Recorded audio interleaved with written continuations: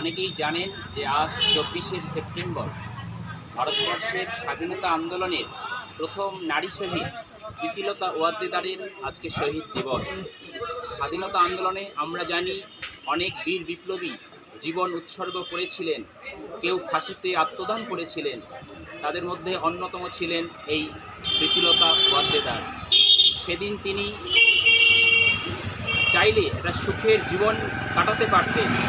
তিনি ছিলেন সেই ব্রিটিশ শাসনে এক প্রাইমারি স্কুলের শিক্ষিকা ছিলেন।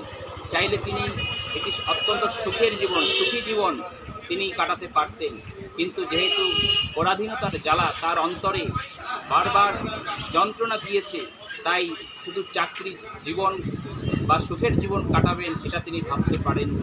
তাই দেশমাতৃকার শৃঙ্খল মোচন করবার জন্য, ব্রিটিশকে এদেশ থেকে তাড়ানোর জন্য সেই দিন তিনি মাস্টারদা সূর্য সেনের নেতৃত্বে সেই বাংলাদেশে পরাধীন দেশে এক অসম সাহসিকতার পরিচয় দিয়েছিলেন।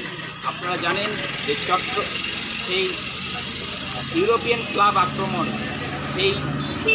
যে সমস্ত ইংরেজ অফিসার ভারতীয়দের উপর এবং বিপ্লবীদের উপর অন্যায় করত, নৃশংসভাবে অত্যাচার করত, তাদেরকে শাস্তি দেওয়ার জন্য তারা পরিকল্পনা করেছিল ইউরোপিয়ান ক্লাব আক্রমণ করার। সেই ইউরোপিয়ান ক্লাব আক্রমণের নেতৃত্বে ছিলেন এই প্রীতিলতা ওয়াদ্দেদার।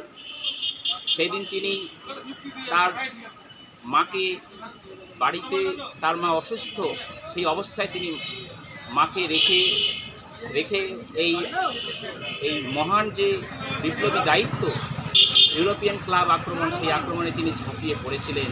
এবং আপনারা সকলেই জানেন যে এই আক্রমণ করতে গিয়েই তাদের উদ্দেশ্য সফল করে তিনি ব্রিটিশের হাতে ধরা না দিয়ে তিনি পটাশিয়াম সায়ানাইডের যে ট্যাবলেট সেই খেয়ে তিনি নিজেকে আত্মহত্যা দিয়েছিলেন।